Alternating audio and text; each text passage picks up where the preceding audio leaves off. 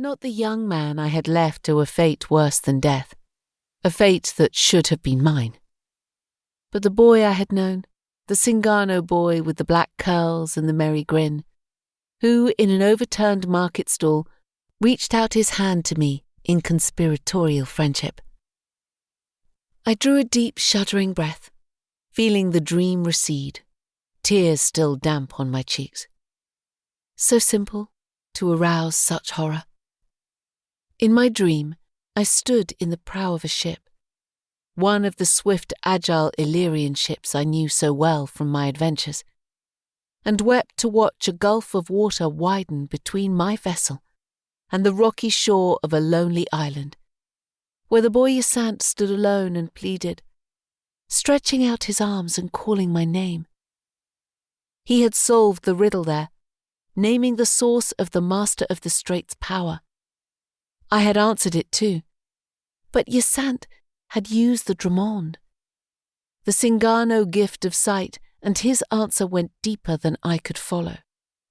He won us passage across the strait when we needed it most, and the cost of it was all he had, binding him to those stony shores for eternity, unless the Geist could be broken. This I had sought for many years to do, and in my dream, as in life, I had failed. I could hear the crew behind me cursing in despair against the headwinds that drove us further away. The vast expanse of grey water widening between us, Ysant's cries following, his boyish voice calling out to the woman I had become. Phèdre! Phèdre! It shivered my flesh all over to remember it, and I turned unthinking toward comfort, curling my body against Joscelin's sleeping warmth and pillowing my tear-stained cheek on his shoulder. For that was the last and greatest of my gifts, and the one I treasured most, love. For 10 years Joscelin Varai had been my consort, and if we had bickered and quarrelled and wounded each other to the quick 1,000 times over, there is not a day of it I would relinquish. Let the realm laugh, and they do, to think of the union betwixt a courtesan and a Castelline. We know what we are to one another. Joscelin did not wake, but merely stirred in his sleep, accommodating his body to mine. Moonlight spilled through the window of our bedchamber overlooking the garden. Moonlight and the faint scent of herbs and roses, rendering his fair hair silver as it spread across the pillows and making the air sweet.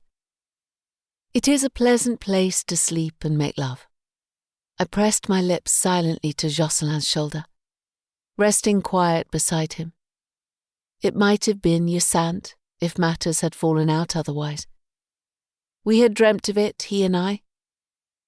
No one is given to know what might have been.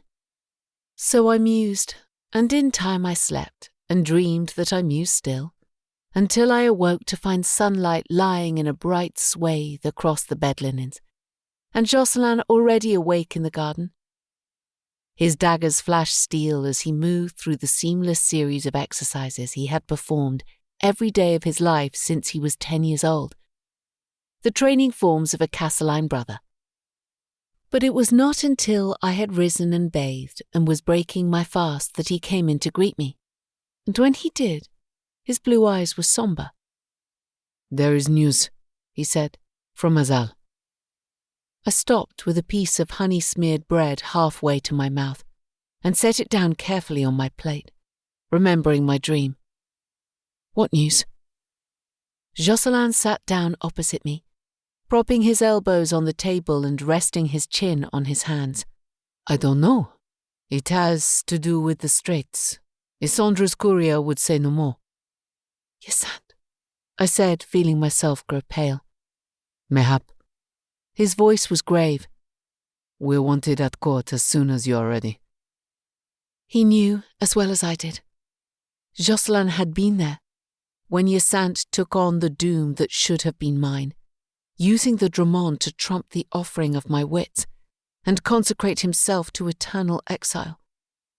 A fine fate for the Prince of Travellers, condemned to an endless existence on a narrow isle, amid the